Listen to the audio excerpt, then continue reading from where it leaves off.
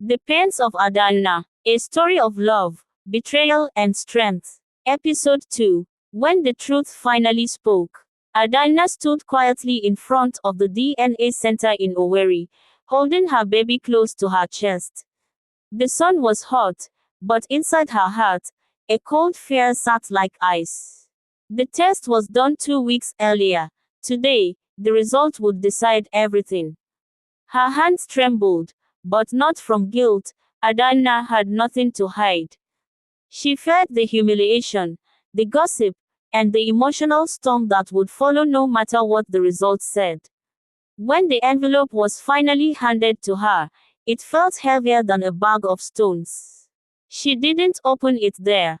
She walked outside, took a deep breath, and whispered, "Chidubem, whatever happens, God is with us." Meanwhile, at Emeka's family compound, Mama Emeka was pacing around like someone expecting a court verdict. Her son sat on a wooden chair, restless, anxious, and uncertain.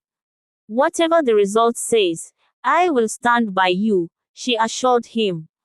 But Emeka wasn't as confident as he pretended. Deep in his heart, doubts, real doubts, had begun to grow. A small voice in his chest kept whispering, "What if you've been wrong?" But pride wouldn't let him admit it. The moment of truth, when Adanna finally arrived at the compound, silence fell like rain. Neighbors stood outside peeping. Relatives sat in anticipation. Even Mama Emeka stepped back a little. Adanna didn't greet anyone. She didn't cry. She didn't shake. She simply held the white envelope and said, "Since you all turned me into an outcast, let the truth speak today." She opened the envelope with steady hands, unfolded the paper, and read quietly. Her eyes closed for a moment. Then she raised the paper and handed it to Emeka. "You read it yourself," she said. Emeka took it, his hands shaking as he scanned the lines. His face went pale. His lips parted slightly. His chest rose and fell faster.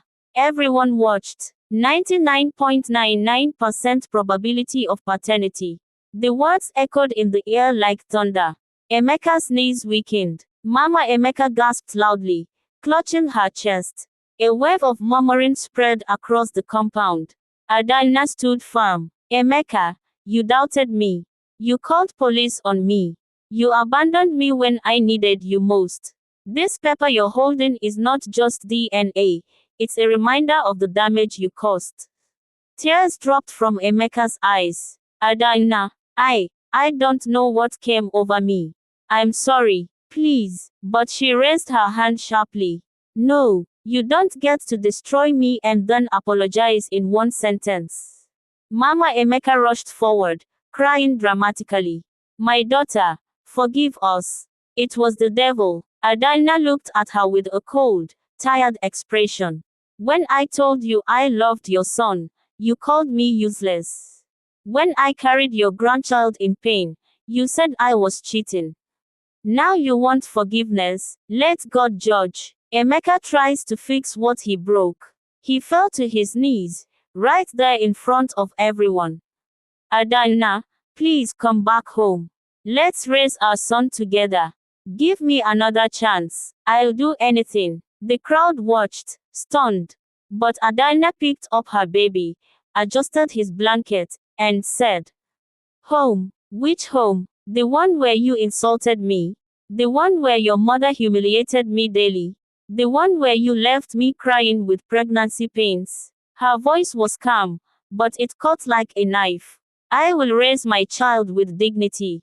If you want to be in his life, you will do it as a father, not as my husband."